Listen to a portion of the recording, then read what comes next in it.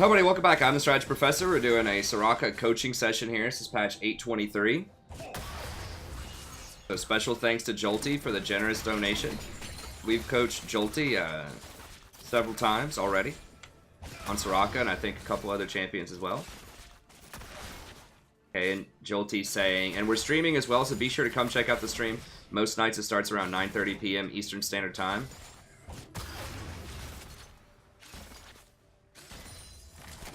Jolty says that he kind of made some poor itemization choices here, so we'll pay attention and look at that.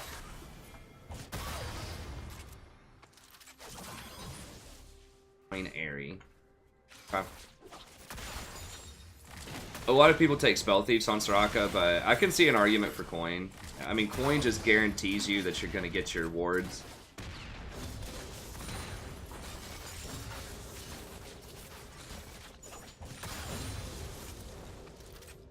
Yeah, so I do agree. I think it is a problem for some people, Nat, but just not as many as people might think. We were talking about gaming addiction, and like Nat asked, "What do I think about that concept?" And I basically just said, I think it's a real thing for some people, but I think it's a term that's overused a lot of times, just because people can do things a lot and not necessarily be addicted. Some examples that I used are like work. Someone who works a lot.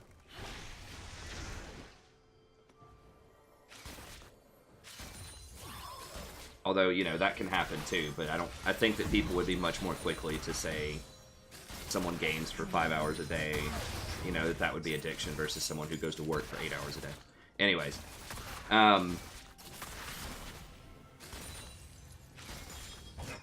Yeah, I mean, this lane's kind of on the tough side because Zyra Jhin is probably going to be able to push you in. Jinx can't do a ton early.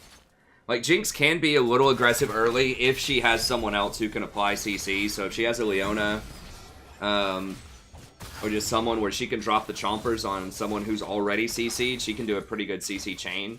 But the Chompers in and of themselves aren't fantastic by themselves. Okay. I mean, Coin gives the same amount of health as, pretty sure Coin gives the same amount of health as Spell Thieves.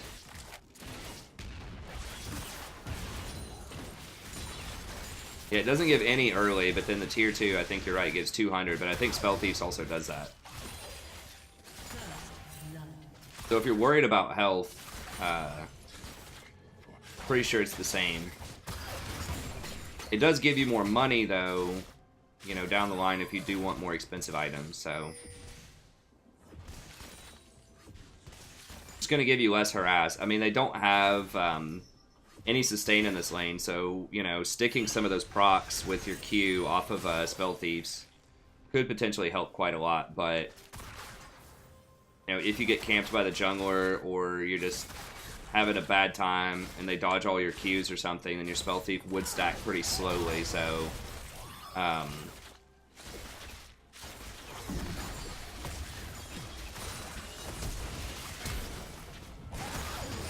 Bro Fresco. I actually did forget about Bro Fresco. I don't watch a ton of those types of videos. Like, usually the League stuff that I watch is I'll watch professional replays or like League podcast type of shows. Like Beyond the Rift, The Dive, and League Hotline. Sometimes I'll watch Thorin. He has a good video.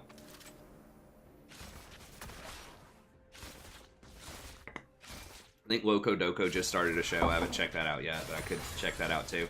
I don't have a ton of free time. Usually any free time that I have, I just do more for the channel.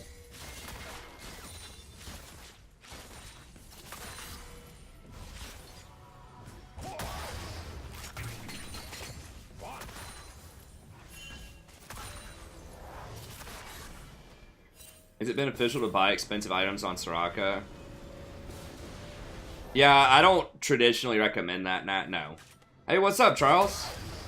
Bonjour. My French accent's probably terrible. In fact, I know it is. But, yeah, no, I mean, the items I typically recommend on Soraka are usually Mikhail's Redemption, Ardent Censor, almost every game.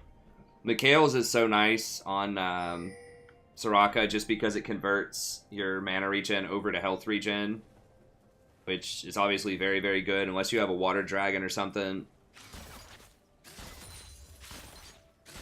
You could go in Athenes instead of a...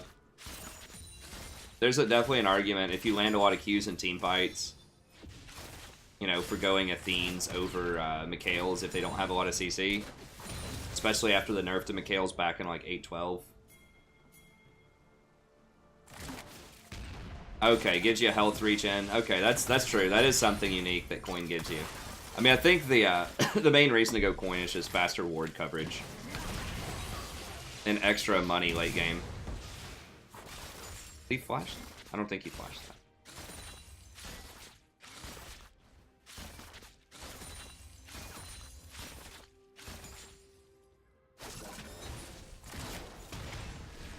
Quebec French, yeah.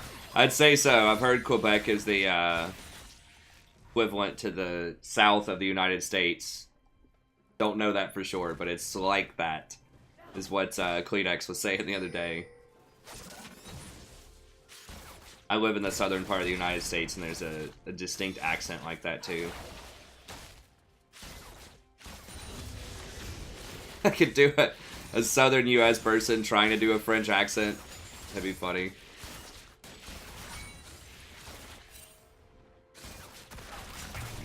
Bonjour, buddy. Bonjour, mon frère.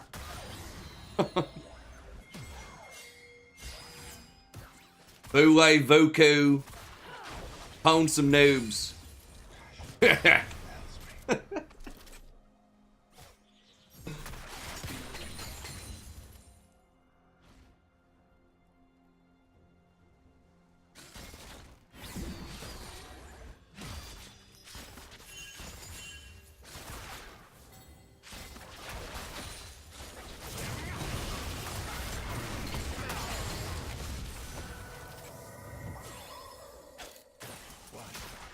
Hey, what's up, Mitch? This is actually a coaching session. This is not a smurfing. I'm not actually playing this game. I'm just helping Soraka out here.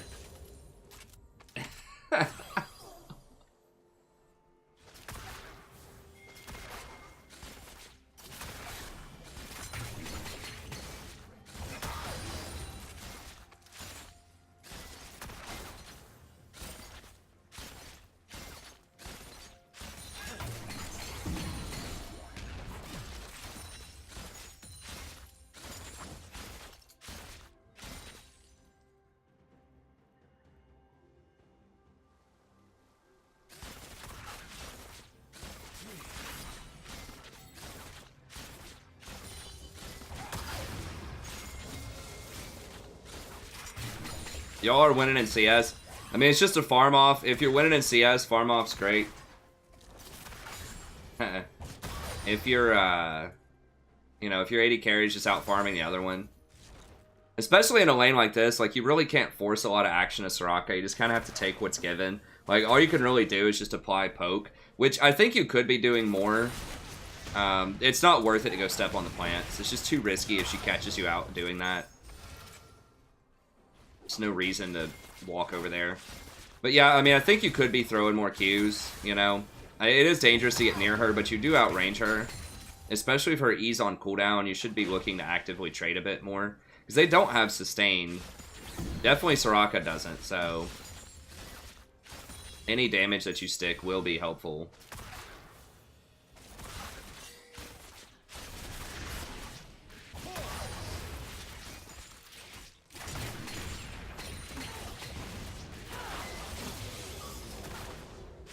I would try to be a bit more proactive here, even though I know it's like a scary lane, like you don't want to get caught, but I think you could be throwing a couple more Qs in there. Once again, not sure if it'd make a huge difference, because Jinx isn't really, like, contributing any harass either, but maybe. I mean, if you stick a few Qs on that Zyra, it could give your Jinx even more, like, capabilities to farm. You just always want to get every edge that you can, because you never know. Like, sometimes that extra 100 damage adds up, even in a farm-off lane. Whoa. Yeah, make sure you don't walk into the Zyra there. That did quite a bit of damage. But what's up, Dragon House? Hey, what's up, Night Panther?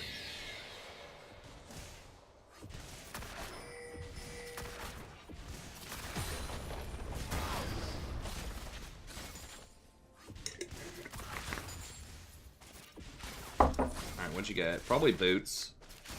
Yeah. Guess it looks like Redemption. Redemption Rush is legit.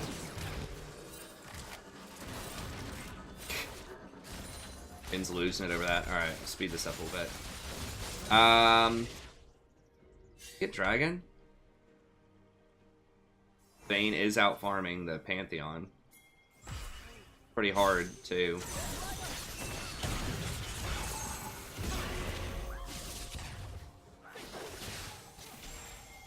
I would stay around them.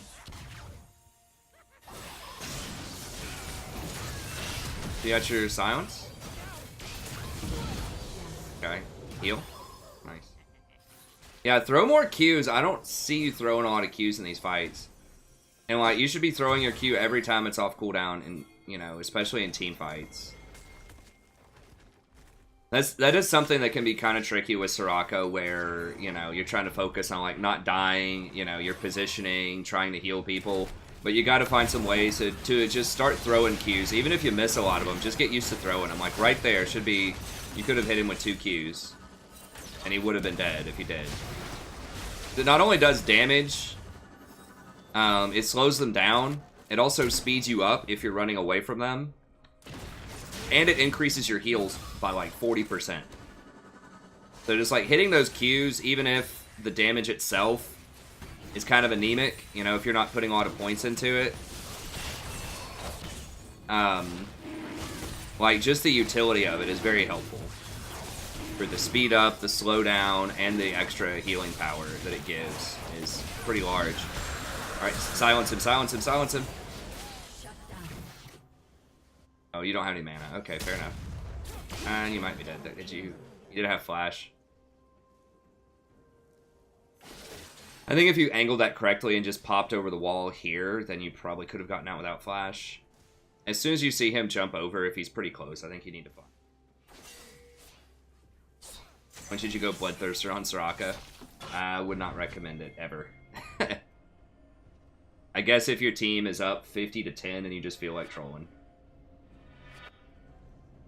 Rampage.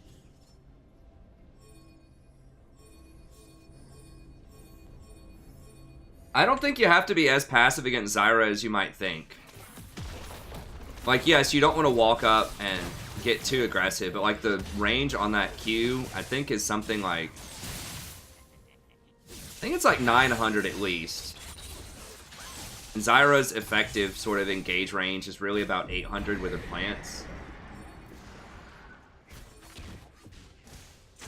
So I would at least throw the Qs.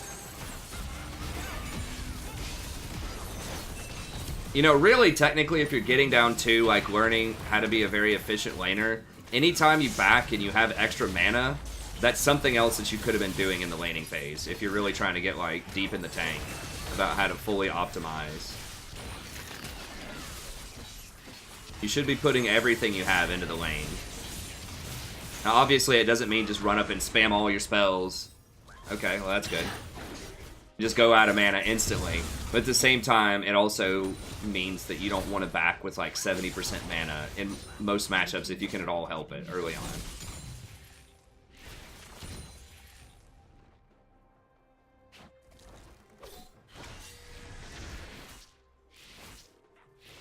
I agree with the shield max.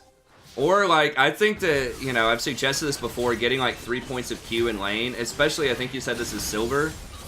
You can land a lot of Qs. You'd be very... Oh, right there, Qing. Nice. You'd be very surprised how many Qs you can hit if you just practice it a little bit. Silver. People just don't... People have a harder time dodging skill shots in, like, silver than, like, some of the higher brackets because they're so focused on trying to hit CS and just, like... You know, trying to focus on what their abilities do and things like that. That they're not going to have as much sort of extra mental power to try to dodge skill shots as often.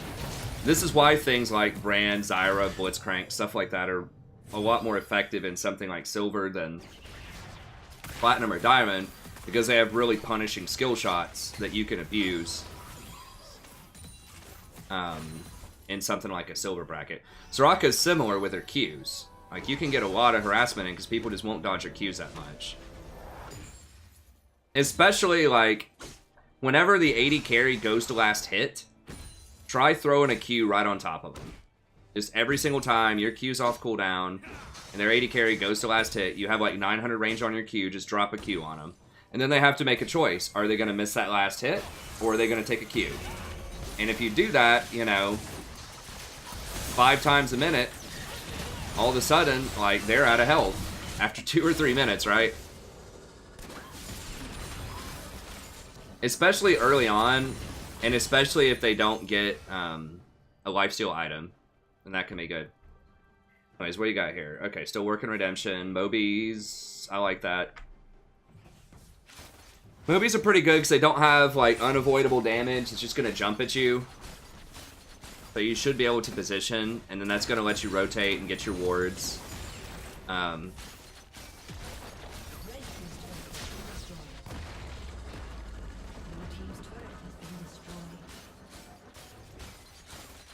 Yeah, I agree. It is a scary matchup, so... Is looting a verb now? What's up, Marisha? I will have some new Warhammer content for you too, Marisha, probably. After I get caught up with everything at school, which should happen tomorrow. I was hoping to get caught up last night, but it's going to take me one more day. Then I'll finish... I'll add some more Warhammer stuff in there.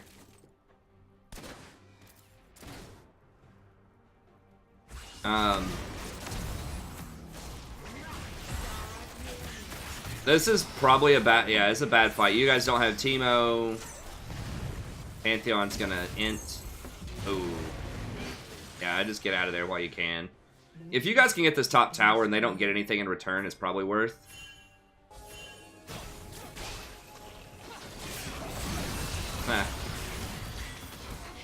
Stick in there. Throw Qs, throw Qs. There you go. Get away from Vlad, but keep throwing Qs. Every time it's off cooldown, just throw those Qs. Even if you miss, just throw them. You know? Just use the mana and throw the Qs. Yeah, Mobies are good on almost all supports. Just because it allows you to rotate faster, it allows you to ward more efficiently, and it effectively gives you a lot of extra experience. Because all the time that you spend in transit, like warding and then moving to whatever your next destination is, that's time you're not gaining experience. That's time you're not around minions. And so it does add up. You know, if you can get back to, or get to whichever lane 3 seconds faster because you have Mobies, you know, sometimes you get an extra wave of experience that you may have otherwise missed. So that can give you, you know, an extra couple of levels as the game goes on. No, the range on her Meteor skill, I'm pretty sure you mean her Q. Starcall's range, I think, is 900. It might even be further than that. It's really far. Definitely not 600. My guess is 900. We can look after this. It's a lot further than people would think. And that's not even... That's like the middle of it. That's not including the perimeter. The circumference. Which can be even further. Because you can clip people with it.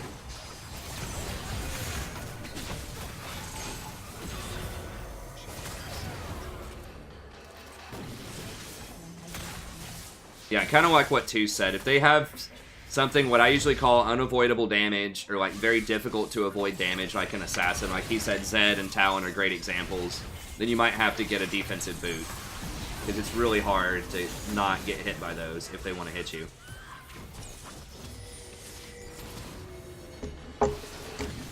Oops.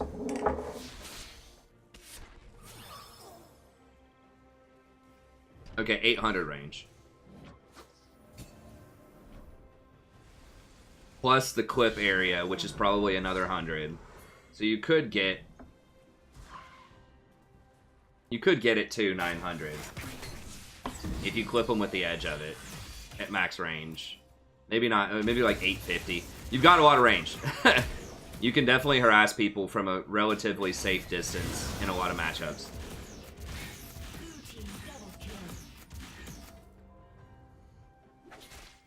Yeah, there's really no reason to be down that far, I don't think. I mean, let me go back and see.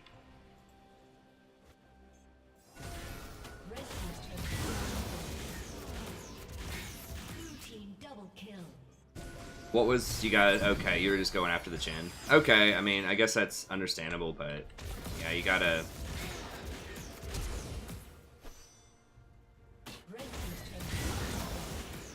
I don't know, especially without vision, you gotta be very wary this late in the game of rotating like that. Especially if, like, you know, their player just randomly starts running in the direction of darkness. Like, that means they probably have help coming. Especially if you've been chasing for a little while. You know, if you've been after this person for a couple of minutes, or not minutes, but like, you know, 20 seconds or something, then there's a good chance help is on the way for them. Alright, what do we... Emption... Indulgen.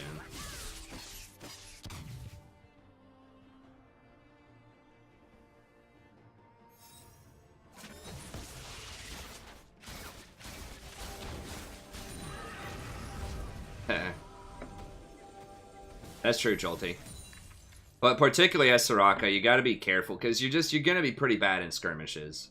You know, like little 2-on-2 scenarios this late in the game.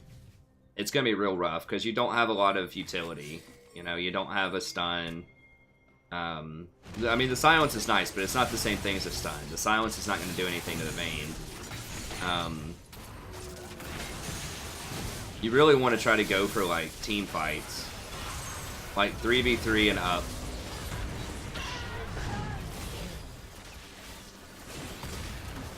So that you have that sort of proper, you know, front line, back line, and peel, potentially.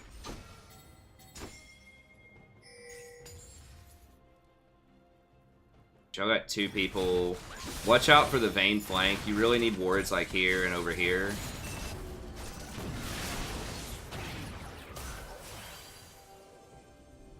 Okay. Y'all poked her out, but...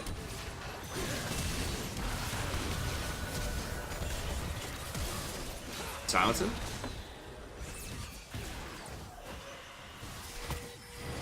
Yeah, I think you really needed to try to silence him, like, have the silence waiting when he got out of his pool. I still don't think y'all would have been able to deal with him, potentially. Yeah, it can happen where you can win 2-on-2s. I'm just saying, in general, that's not Soraka's forte late game. Not what she's really good at.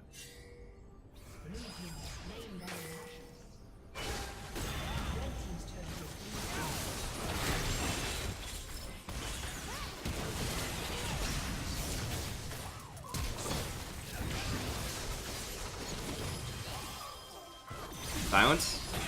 Okay.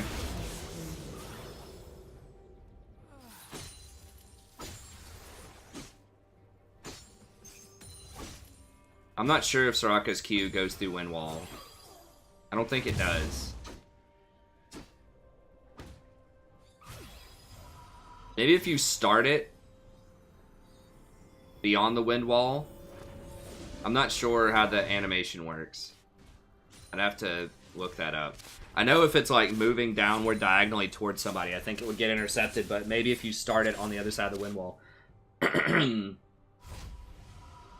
If it starts on the other side before it starts moving, then maybe you could do that.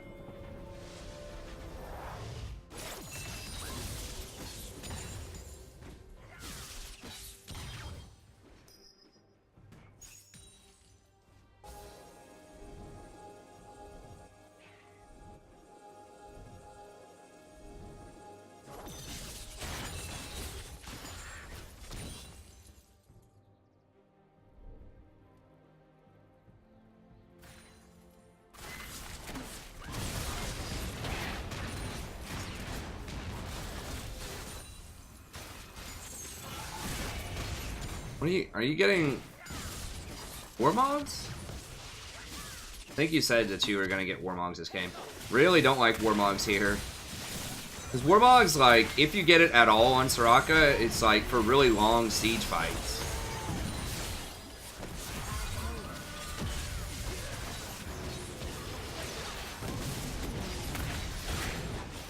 Because it doesn't help your allies at all. Like, it doesn't increase your plus healing and shielding. It doesn't add extra utility.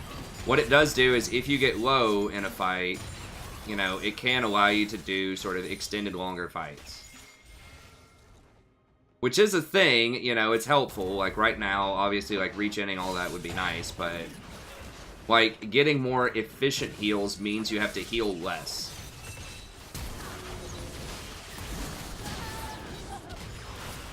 So you get your heals in there, like, faster, and you don't have to use as many. So that's like giving you effective health.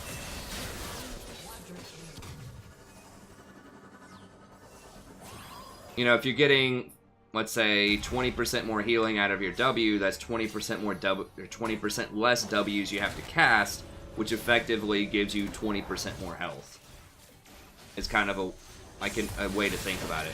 So I think that items that give you plus healing or shielding, or nice, that give you plus healing or shielding, or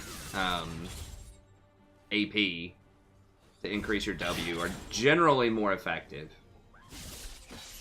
It does, but like, it doesn't heal them as fast. I mean, yeah, it does help people, like, not die, but at the same time, if you just, like, position well, you shouldn't, like, need it. So, like, for example, if someone's getting bursted out, you know, by the Zyra, for example, and, you know, you have a, you know, 200 heal, I'm gonna mess the numbers up here, but just, like, off the top of my head, something like you have a 200 heal, very little plus healing and shielding, you could cast that 200 heal 30 times because you have Warmogs or something like that, right? Versus if you invested that in additional plus healing and shielding or AP to get like 20% effective healing, you know, then you would be healing for 240. So if they're about to die instantly and you're only going to be able to get off 2 heals before they're potentially dead, then it may not matter if you could cast 30 heals with it because they're going to be dead, you know, because it's a burst fight. Rather than, like, that's what I was saying, if it's a really long fight, like, each team has, like, Ornn, Sejuani, Maokai, you know, stuff like that. Oh, wow. Okay, he did end up getting you. I thought maybe you were going to live for a second, but I didn't. His ult hadn't triggered yet.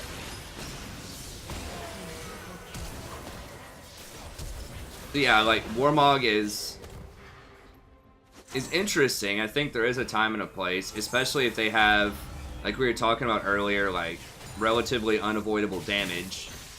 In terms of, like, a Talon or a Zed or something like that. And you need a bit of health because you're getting focused out. Okay. But in general, you should be able to avoid most of this damage.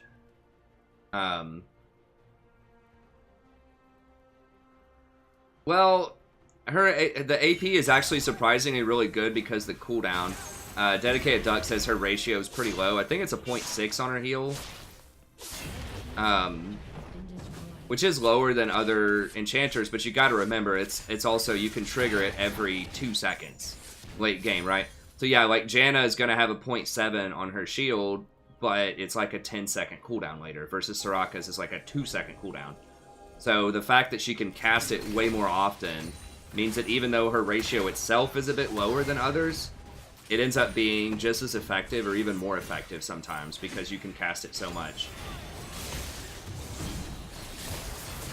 Yeah, I mean, if Soraka gets bursted out, obviously you can't heal, but I'm just saying that, like, a lot of kind of the, like, the issues of Soraka's survivability can be fixed with positioning rather than itemization.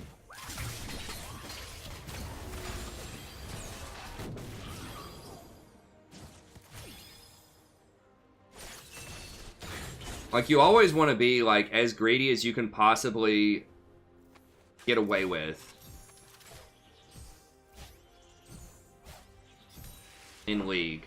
So if you can, like, if you can position well and get away with getting, you know, all Enchanter items, you know, all Ardent, Redemption, Mikhails, or Athenes, then that's going to be a lot stronger, in theory, than if you have to stopping at a defensive item like Warmogs. Do you have the health to trigger that? No. Definitely, 100% you can't do Warmogs if you don't have 3,000 health. And that is one of the problems, too, with kind of the reworked Warmogs, or, like, the recent changes to... Well, recent. It's probably, like, 10 patches ago at this point. Changes to Warmogs, and just the itemization overall is it's really hard to get to that 3,000 health. Because they changed it back to 3,000, right? Yeah.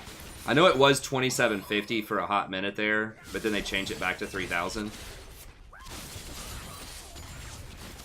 Yeah, it's like definitely not efficient unless you have 3,000 health. Which I think on Soraka, you know, you're not going to get to that until you're like level 15, and you'll have to buy like an extra off item. You know, an extra unusual item in order to afford it. So you'll have to buy like another Kindle gem or something in order to get to that 3,000. Huh, okay.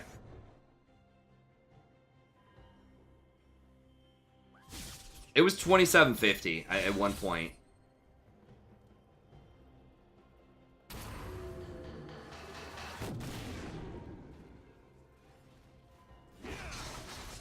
Yeah, so I think you're just having to go way too far out of your way. Like, it is a cool idea with Soraka.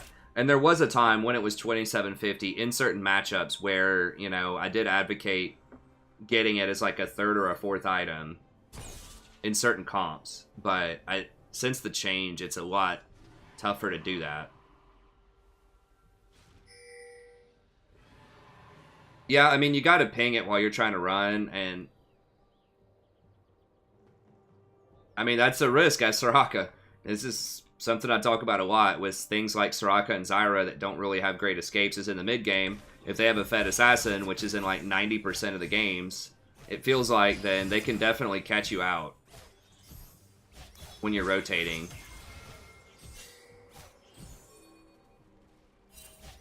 Yeah, but he died anyways, you know? Like, the Warmogs is not going to save you open field against an assassin. They're still going to run you down and kill you most of the time. And that could be fixed, you know, potentially by just running through the middle or by checking bushes with your Q.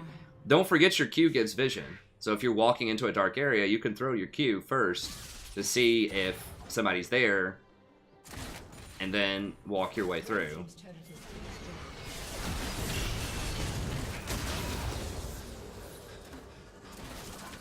No, I wouldn't go Rod. I mean, a solution to playing Soraka for people suggesting items in chat is you just got to position well. I mean, that's it. Your only defense is positioning well. She's a very risky champion by her nature. She doesn't have escapes, and her heal is like 450 range.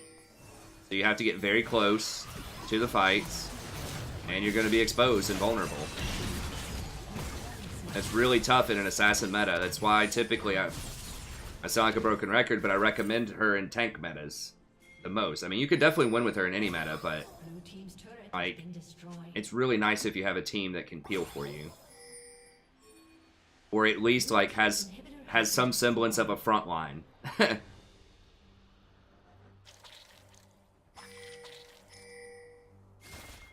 Yeah, I mean, I could go back and look at it, but just in general, you know, try to put Qs on things. Yeah, I mean, but you can't look at, like, I always, you know, tell people to be very careful of one-tricks. Because they're not normal people in League of Legends. It's like, you don't want to model, like, your life's plan on what Bill Gates did, you know, to rise to fame, or like what, you know, a couple of these other like really miraculous cases did. For example, and you know, it might work for some people, But that's not a good standard. Because, like, it's always kind of dangerous when you try to make an exception into a standard. So, for example, I wouldn't tell all the students in my class, like, hey, just drop out of college and start a tech company in your garage. It worked for Bill Gates. It's worked for, you know, several different tech entrepreneurs. Therefore, everyone should do it. It's like, no. They're kind of like the equivalent of a one-trick, right? Like, they're just very good at what they do, and they do it differently from what a lot of other people do, or even are capable of doing in some cases.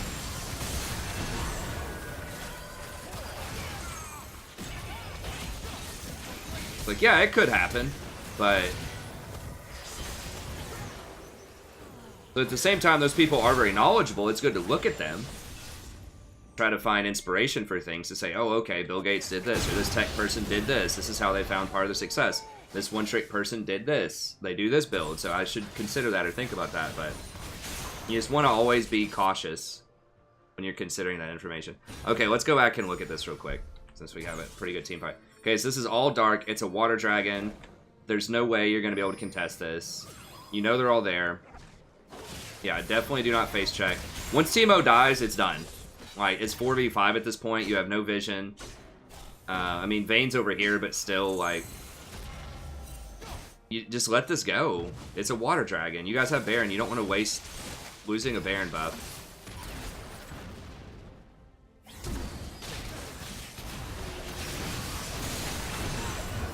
Yeah.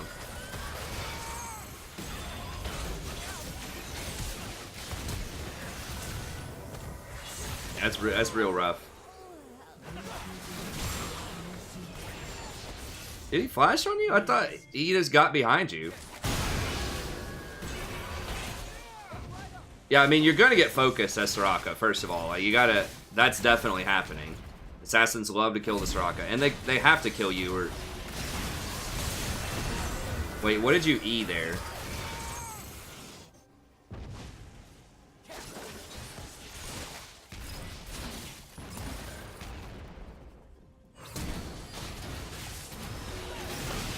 Were you trying to anticipate he was going to ult back, and you just did it too early, or was that just like an oops E? Okay, right there, he flashed after you. Yeah. I mean, you flashed to get away, he flashed to chase. But yeah, they're definitely going to run you down.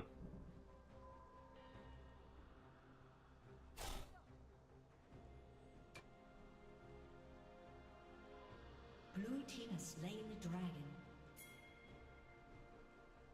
I thought we had it fixed.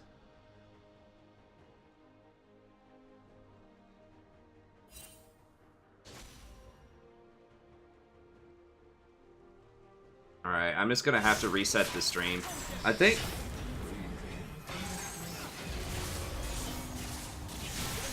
Here in a second.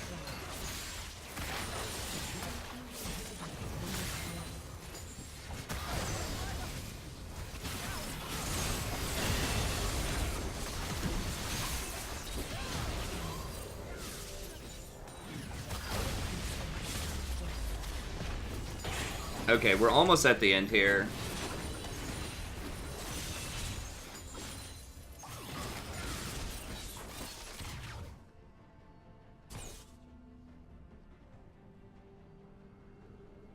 Yeah, give me, Red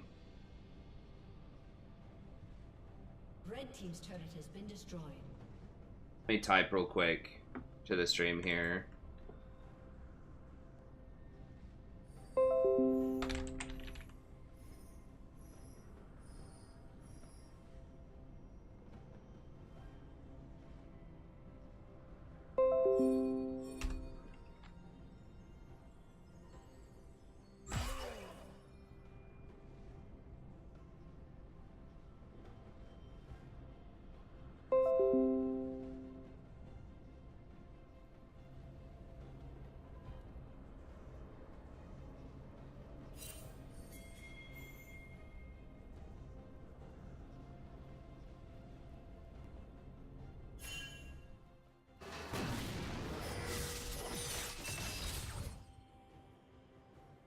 Alright, it might be back. It's still hopping around a little bit here. But yeah, I mean that was a really rough team fight there, and they got inhibitor. Now for people watching just the standalone video, you won't notice any lag there, but it's just like the stream right now is lagging.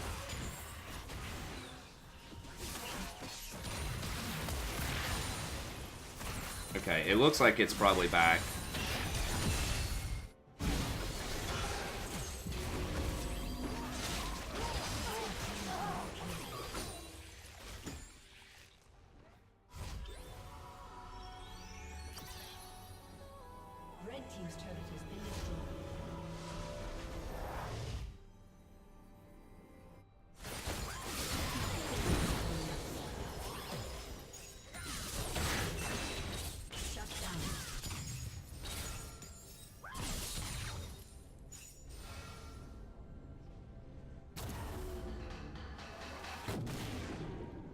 I mean, that could have been a pretty cool prediction.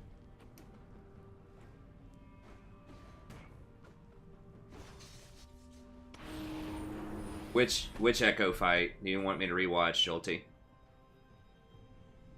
The one that we watched like 4 times? Okay,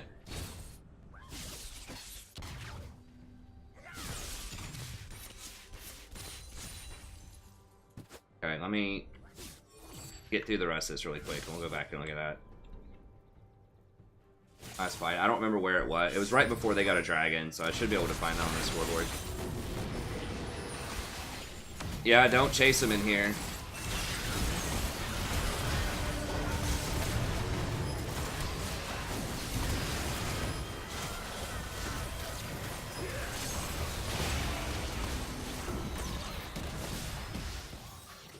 "45 seconds to go against Zyra." Okay. Yeah, y'all just chase into darkness. Sort of Jinx baited all of y'all to die.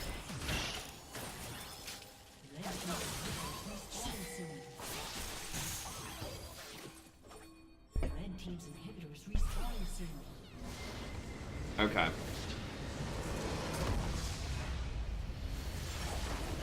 45 seconds to go against Zyra.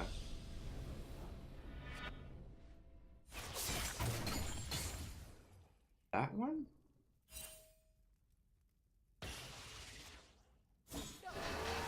Okay, so it's not the one in the jungle.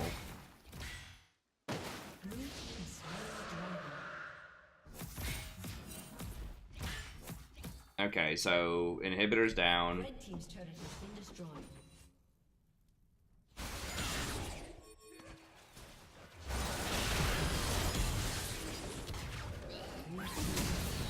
Okay, so Vlad just picks off Jinx, who was trying to go for red buff.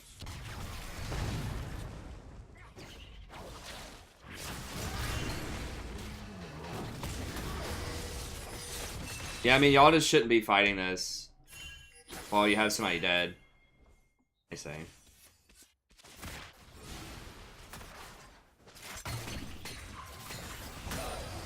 Yeah, I think he just wanted a quick commentary on positioning or something, Doug. I'm not sure.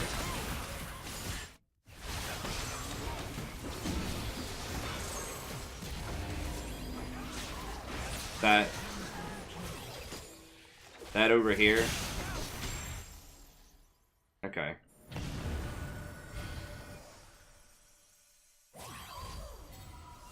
Okay.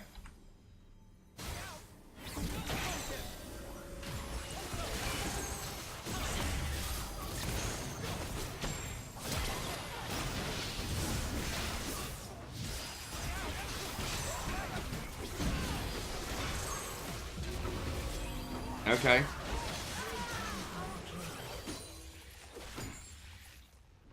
Nice. Red team's turret has been destroyed. Okay, y'all got him there, which is good.